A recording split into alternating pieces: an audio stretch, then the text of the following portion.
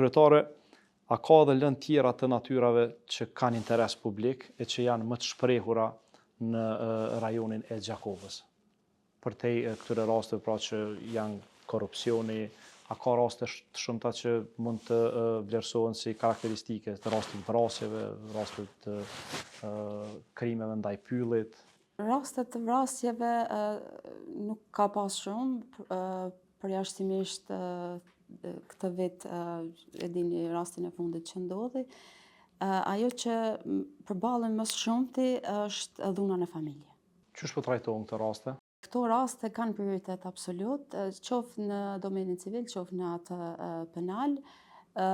Gjykatat e Themelore në Gjakovë, sa i përket divizionit civil, nuk ka përcaktuar gjyqtar se cili do merret me rastet e dhunës në familje, po është lënë ashtu siç vendos radha e smilit cili gjyqtar t'i caktohet.